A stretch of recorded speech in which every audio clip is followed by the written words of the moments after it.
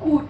Porque eu acho que a pior coisa que pode acontecer com o pregador é o culto estar por um lado e ele prega uma outra coisa totalmente fora do contexto do culto. E depois que o Senhor tinha me dado algumas coisas, eu falei, Senhor, não sei o tema do culto, não sei nada. E hoje, cada palavra, cada ministração, irmãos, Deus purinho e está batendo com tudo aquilo que o Senhor me deu. Eu não sei nem se eu vou conseguir falar. Mas eu creio que Deus vai me usar. Amém. Não digo para uma só pessoa, mas profetizo aqui para todos. Amém? E aí, quando ela propôs culto rosa, eu tô com meu valor aqui, tá, gente? Deixa eu guardar aqui para ficar lembrando. Eu queria colar na testa, né? Mas não dá. Meu pai amado. Porque eu sou dessa, né? Os irmãos sabem que, assim, para a glória do Senhor, eu sou uma pessoa bem autêntica, aleluia. E quando ela propôs o culto rosa, eu fui pesquisar, né? Por que o rosa? O que o rosa quer dizer na Bíblia? O que a palavra de Deus... A igreja pode se sentar? O que a palavra de Deus fala sobre a cor rosa na Bíblia? E eu fui pesquisando, e a palavra de Deus, ela dá algumas referências que denota que a cor rosa fala de florescimento, de uma nova estação, fala de fortalecimento. E aí eu anotei algumas coisas que diz que a cor rosa na Bíblia, ela fala de florescimento, como eu disse, e aponta uma referência que está em Isaías 35, no verso 1, que diz que quando um lugar seco se torna fértil. Se vocês lerem lá a passagem, é uma passagem muito linda, e no capítulo 35, no verso 1, fala exatamente disso, que o deserto, a terra árida, o terreno seco, infértil, ele passará a ser produtivo. Amém. E haverá riso, haverá alegria. E aí eu pensei, tá, mas e aí, Senhor? E aí eu comecei a pesquisar algumas coisas e a cor rosa ela é uma mistura do vermelho com o branco, e misturando o significado dessas cores, vermelho e branco, mistério. Misturando o significado dessas cores, aponta para santificação pela salvação e salvação que produz santificação. E eu falei, glória a Deus por isso. E quando eu comecei a pesquisar sobre a questão do florescimento, Deus me trouxe exatamente para a passagem que eu acredito que é o melhor e o maior referencial para nós mulheres hoje atuais, porque quando a Bíblia fala dessa mulher, eu não consigo vê-la naquela época. Eu a vejo hoje, que é nada mais, nada menos do que Provérbios 31, a partir do verso 10. E foi incrível que algumas coisas que você ministrou, e a gente não conversou, eu só perguntei a ela o tema, ela falou do ato profético que Deus a conduziu. Não disse nada, não disse referência, ela até falou assim, olha, eu não escolhi referência, fica à vontade naquilo que Deus te deu, Senhor, me usa da forma que o Senhor quiser. E a mulher virtuosa, ela é um exemplo muito clássico, eu diria, da perfeita mulher de Deus. Aquela que tem um valor realmente inestimável, como a própria palavra de Deus fala. Eu gostaria que você lesse comigo. Vamos tentar ler lá numa voz só. Eu queria que todos se atentassem para a leitura do vídeo, para que a gente possa fazer uma leitura unânime. A partir do verso 10, pode colocar aí? Provérbios 31, a partir do verso 10.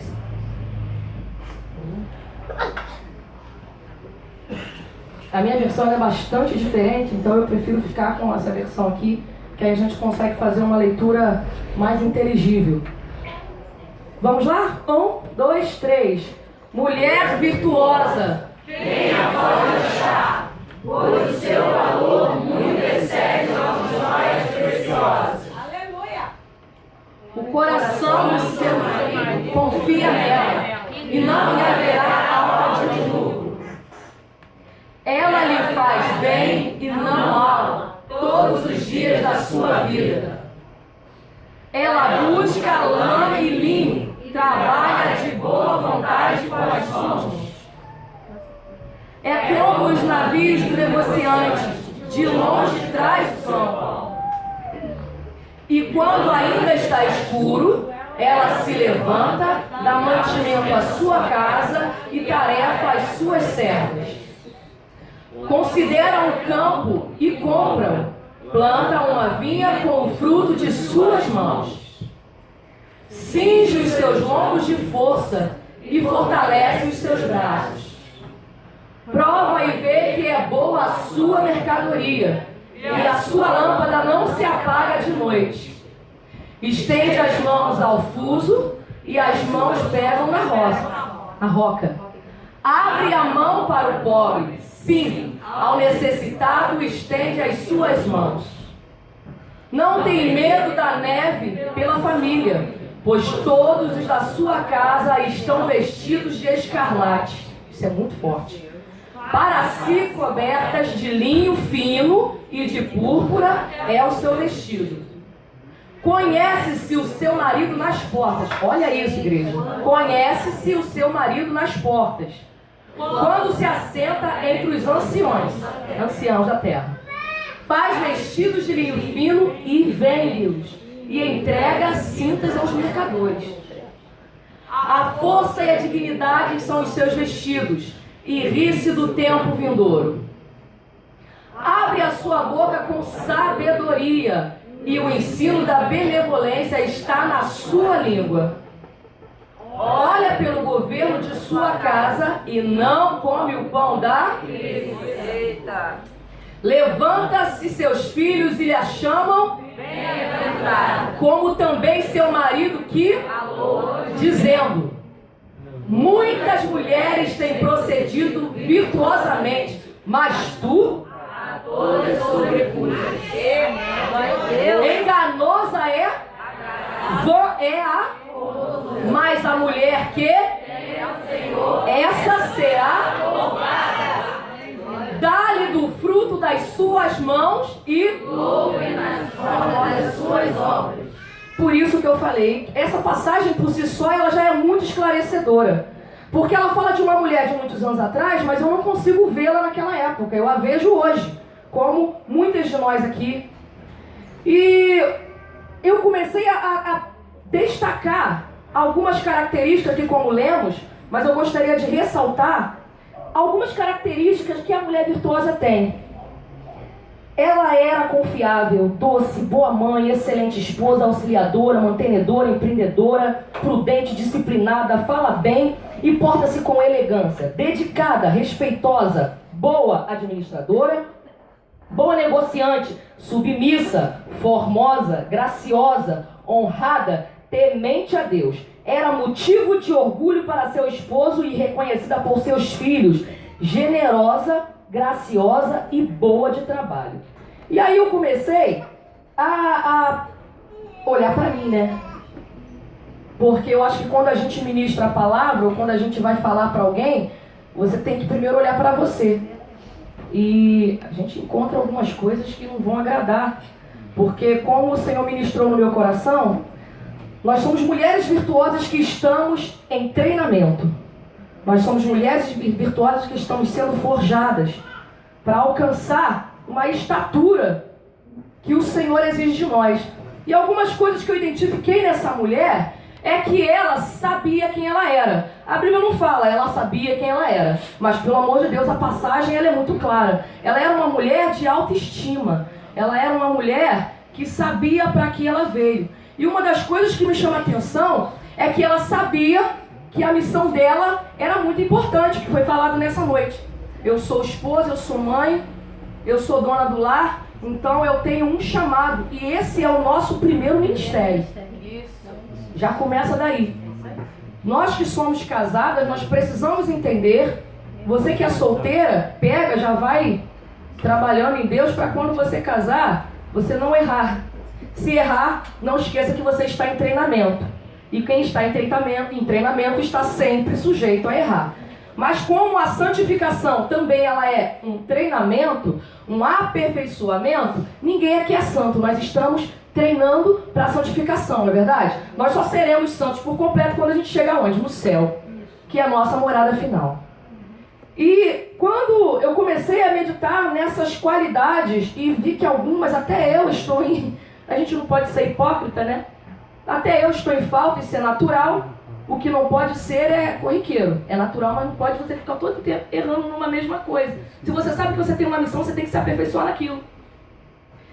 E eu percebi que essa mulher, estudando ela não era uma pessoa qualquer. Primeiro que a Bíblia deixa bem claro por alguns indícios que ela era uma mulher de postura, uma mulher de conceito na sociedade. Ela não era uma pobre, vamos dizer assim. Ela é uma mulher de cargo elevado, vamos dizer. Ela era esposa de um homem que certamente ou era sacerdote ou tinha um cargo elevado.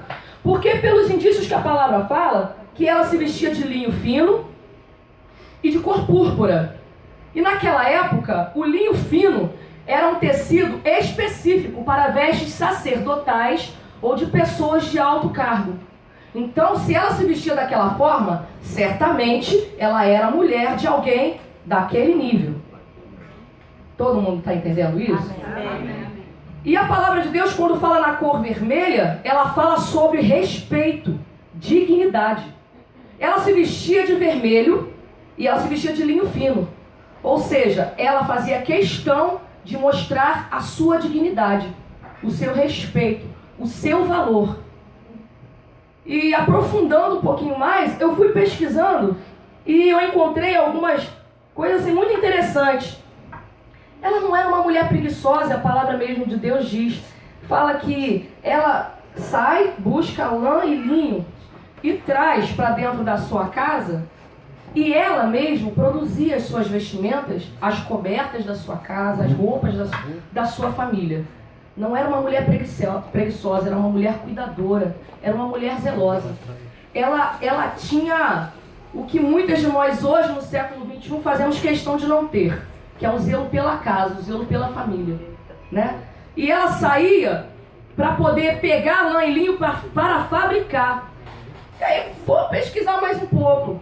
E eu começo a perceber que ela é mais do que eu pensava. Porque ela não só produzia a lã e o linho, mas a passagem aqui no verso... No tocante à sua casa, não tenha neve, pois todos andam, verso 21, vestidos de lã escarlate. Ou seja, ela fazia questão de que toda a família dela tivesse aquele referencial de respeito. E de onde que ela tirava aquela cor vermelha? Ela era uma mulher acima da média, vamos dizer assim, acima das expectativas, porque ela ainda era culta. Ela mesma fabricava a cor.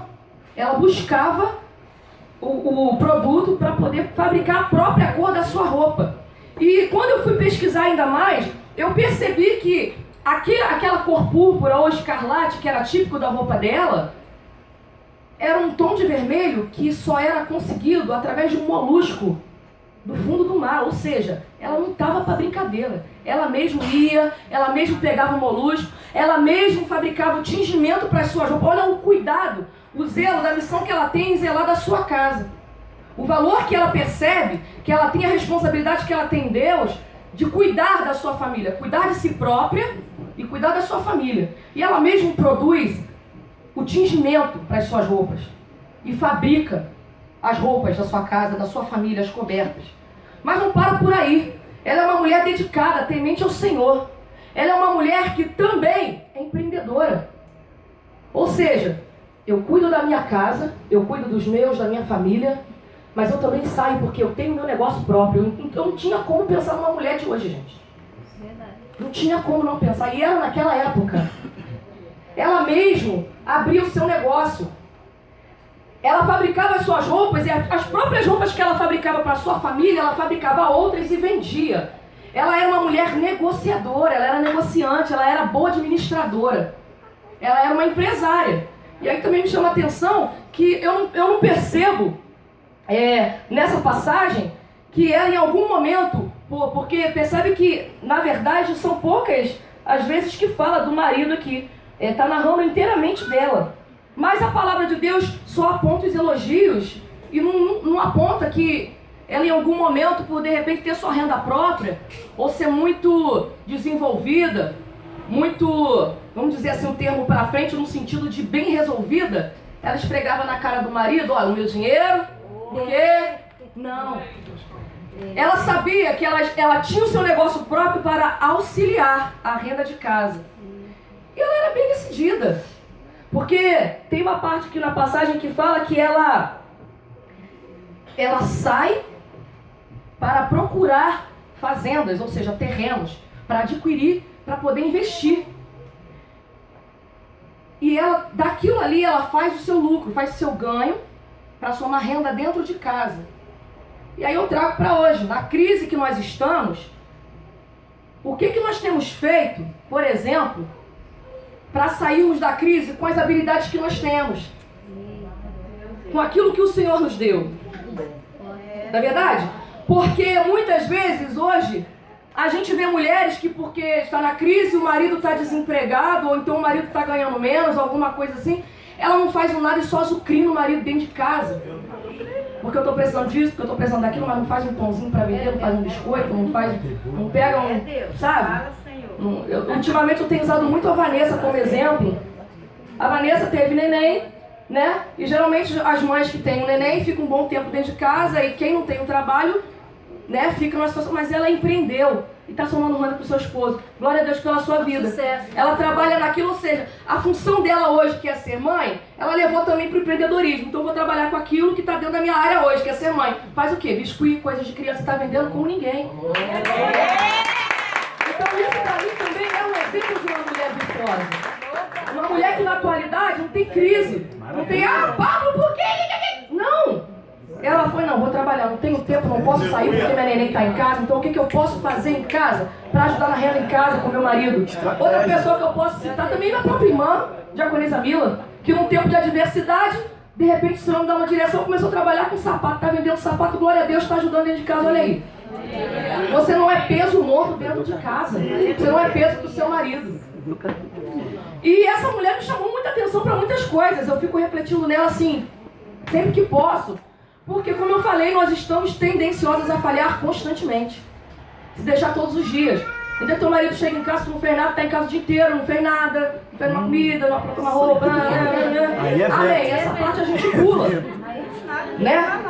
E aí, a gente tem que pensar e entender qual o reflexo que a gente vai ter disso. Essa mulher, ela me dá um exemplo tão formidável, porque hoje a gente ouve mulheres falarem assim, mas eu estou muito cansada. Natural. Estou muito cansada porque eu trabalho fora, porque eu faço isso, porque eu tenho que ter quantos filhos. Blá, blá, blá. A palavra de Deus não diz quanto, mas diz que ela tinha filhos. Então se é filhos é mais de um. Né? Foi, amor? Naquela época, então, uns 10 pelo menos. Né? Ela tinha casa, ela tinha o seu marido, ela tinha os seus filhos para cuidar. Mas observe que a partir do verso 13 em diante, a palavra de Deus vai dizer que ela não para. Ela é uma mulher ativa. Por quê? Porque ela, além de dormir tarde, ela acorda de madrugada para sair, para procurar a fazenda ou para poder fazer os seus próprios tecidos que ela mesma fabricava. E aqui no versículo...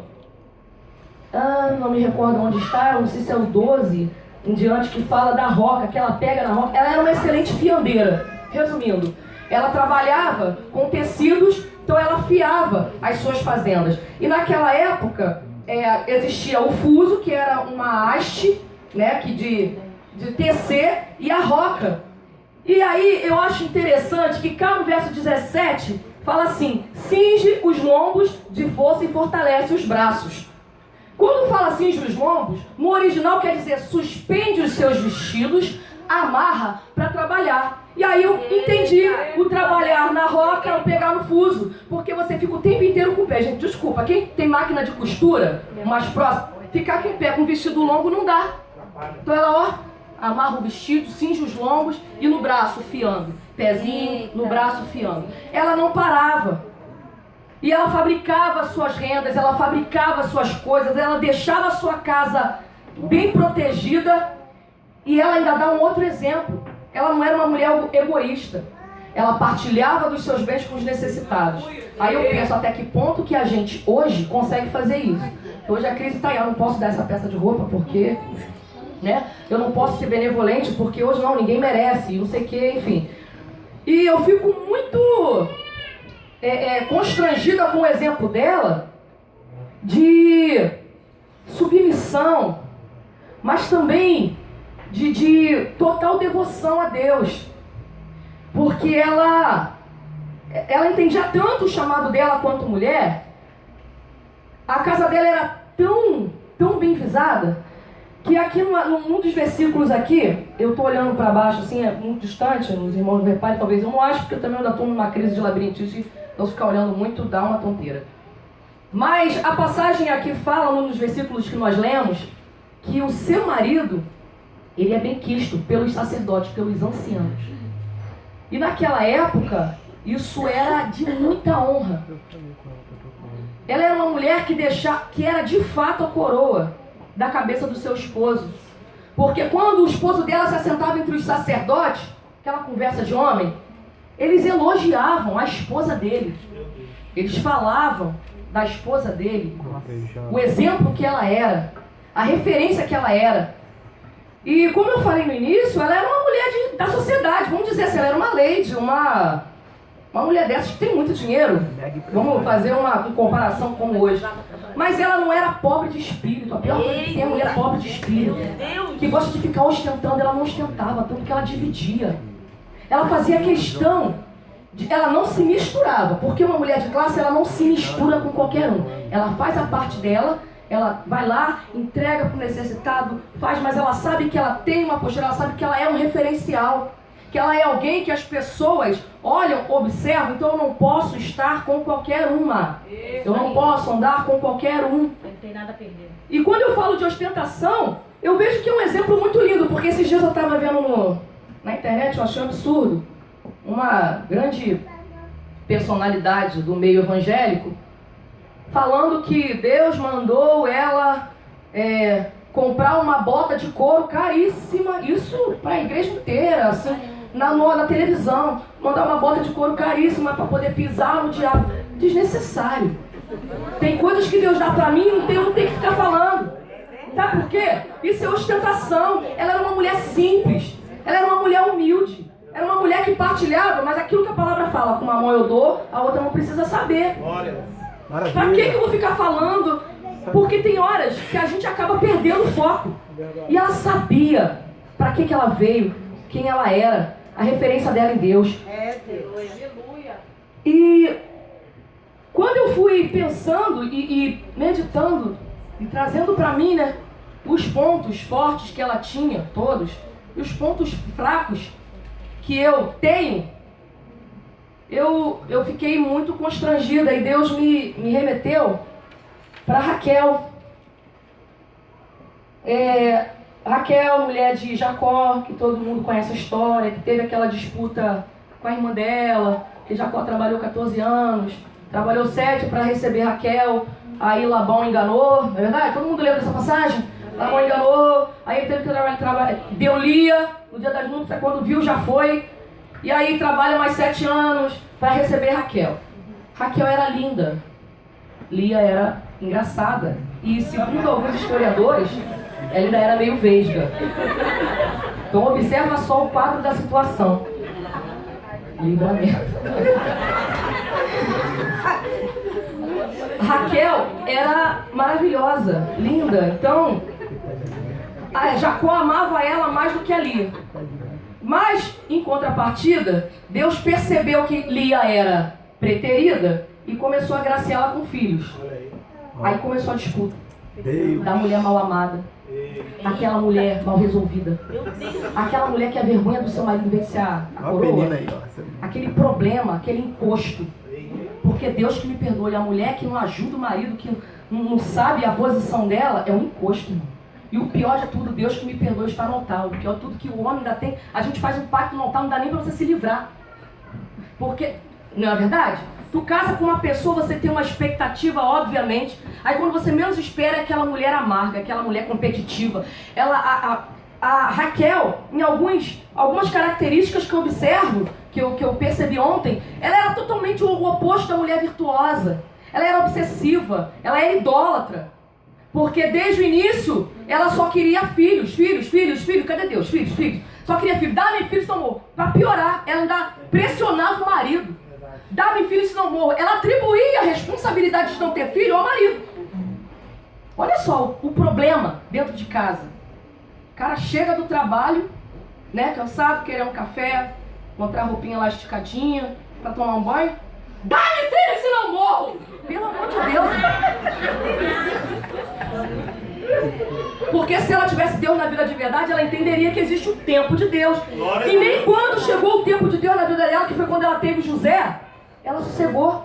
Porque em vez dela agradecer, ela falou, dai-me outro! Obcecada, obsessiva, uma mulher sem controle, sem domínio. E aí eu anotei algumas coisas, eu percebi que ela era extremamente ambiciosa. Raquel era irresponsável, Raquel era desequilibrada. E lá, meu irmão, pior coisa que tem, Deus que me perdoe, no altar do Senhor.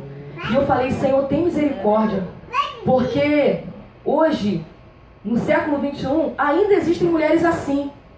Mas eu creio que, como eu falei antes, nós estamos em treinamento, nós somos mulheres virtuosas em formação.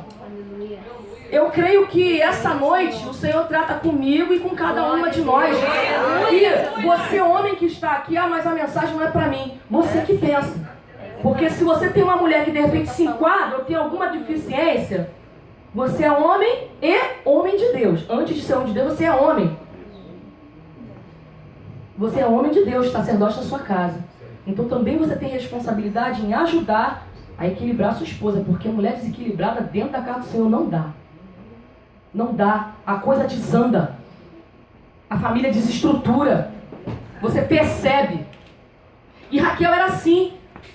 Ela poderia se contentar porque Jacó amava mais a ela do que a Lia. Porque Jacó, na verdade, trabalhou 14 anos por ela. Não foi por Lia. Recebeu Lia de... sei lá como é que fala. De brinde. De leva isso que eu não quero mais. Né?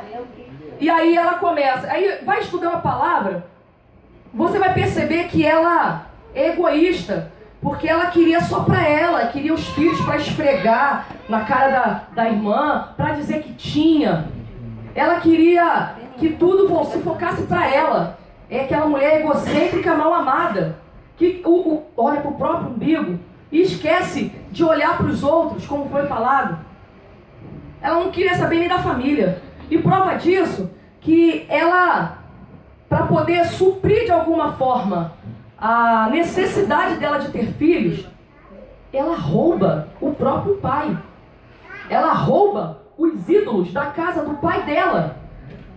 Acredito que numa expectativa de que de alguma forma aqueles ídolos pudessem suprir a necessidade dela. Ou que ela pudesse manipular. Porque, sinceramente, se ela fosse uma mulher em Deus, ela não precisaria de ídolos. Para que eu vou roubar o ídolo da casa do meu pai?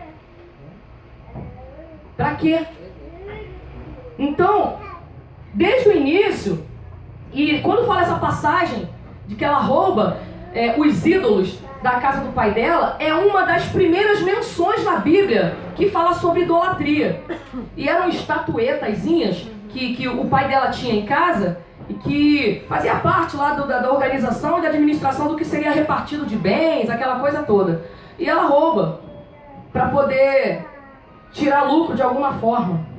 Além de roubar, ela mente, porque quando o pai pede de volta, pergunta, procura, ela diz que não está com ela, que não sabe, que não viu, né, vamos dizer assim. E o pior, ainda se utiliza de uma fragilidade feminina, porque ela rouba os ídolos da casa do pai dela para poder suprir sua necessidade de alguma forma, se assenta sobre os camelos e esconde. E o pai dela procura, cadê? E ela se assenta e fala, papai, não posso me levantar porque estou menstruada. Pelo amor de Deus, irmão. A gravidade. Quando eu falo que ela é irresponsável, que ela rouba os ídolos e leva para dentro da sua casa, ela compromete todo o andamento da família. Ela mente para o marido dela, ela mente para o pai, ela compromete a família dela, ainda põe o esposo numa situação vexatória. Por quê? Briga de pai com sogro, gente, me explica. Um genro. Essa, para mim, a Raquel, nesse trecho, é um dos piores exemplos de mulheres que eu pude ver na Bíblia.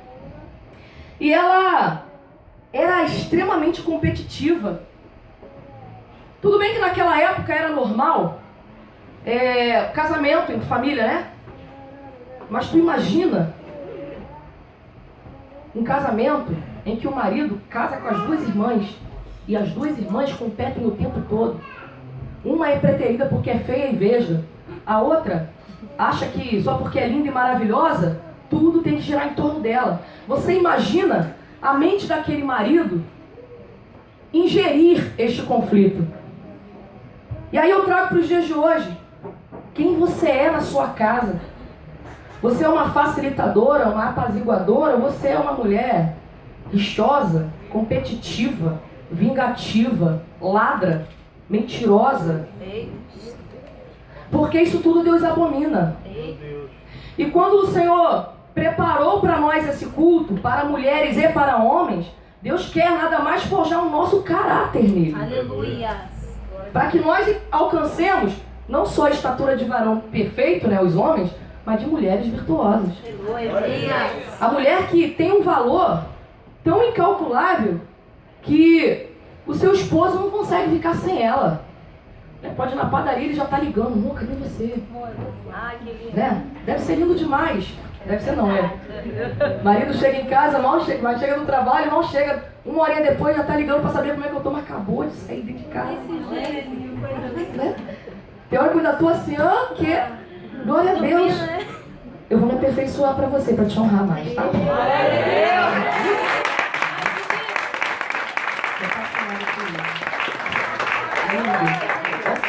Glória muito não tem medo. E aí, como eu falei, ela, por ter essas características ruins, ela compromete todo o andamento da família. Mas o que me chamou mais atenção é que o fato dela não ser virtuosa já estava aqui, né? Já está nítido na palavra. Só que o que me chamou mais atenção, o que me deixou mais intrigada, era a questão da idolatria. Porque ela rouba, como eu falei, os ídolos, leva para dentro de casa, você assenta, se acomoda na idolatria. Porque não é simplesmente sentar, existe um significado em algumas coisas na palavra de Deus. Ela senta, se acomoda na idolatria e em cima disso ela vai e leva a mentira, vai adiante. E essa idolatria, como eu falei, ela desde o início, o desejo de ter filhos, eu quero filho, eu não quero saber de Deus, eu quero filhos. E isso foi tão sério que aquilo que ela mais queria foi que a matou. Porque ela perde, ela morre no parto. Ela queria tanto filho, porque ela teve José, ela falou o quê? Quero outro, me dá outro. E ela era tão competitiva, tão obcecada, tão obstinada, negativamente, que mesmo quando Deus lhe dá a oportunidade de ter um outro filho, ela põe o nome de Benoni, que quer dizer filho da minha tristeza. Gente, pelo amor de Deus, Deus agracia ela com 2 filhos, e ela ainda põe o nome de um, quero outro, e o nome do outro, filho da minha tristeza.